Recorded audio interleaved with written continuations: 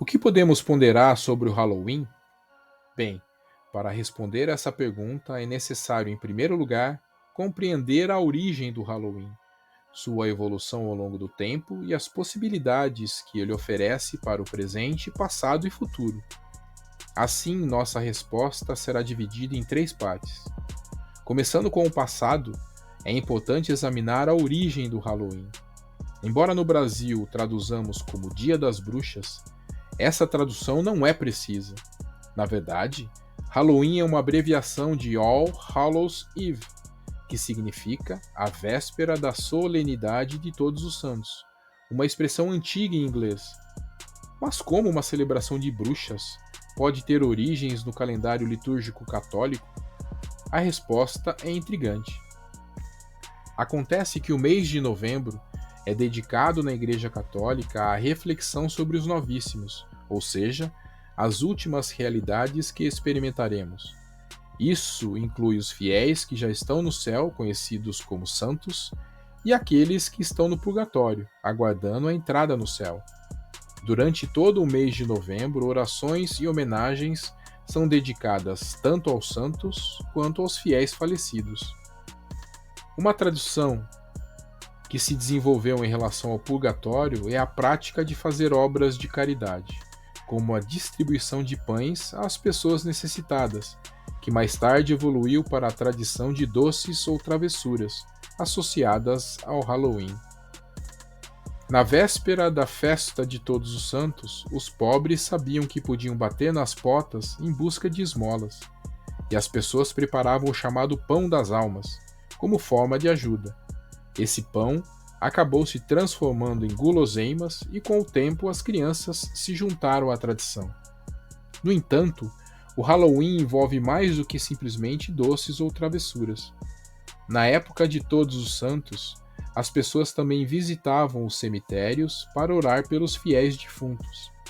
Os cemitérios eram frequentemente adjacentes às igrejas, e as pessoas acendiam velas em homenagem aos falecidos. Essa tradição pode explicar a origem de colocar velas dentro de abóboras, imitando caveiras, como um gesto de oração pelos fiéis defuntos. Outra parte da origem dos elementos do Halloween remonta à catequese sobre o céu, purgatório e inferno. A igreja permitia que fossem pintadas cenas de pessoas condenadas ao inferno nos cemitérios, como um lembrete das consequências espirituais. Essas cenas se transformaram em representações teatrais, onde as pessoas se vestiam como demônios, bruxas, figuras malignas e monstros, com o objetivo de ensinar importantes lições espirituais, principalmente para as crianças. No entanto, o contexto do Halloween mudou ao longo do tempo, e a reforma protestante na Inglaterra, seguida pela proibição de orações pelos fiéis defuntos, contribuiu para a transformação da festa.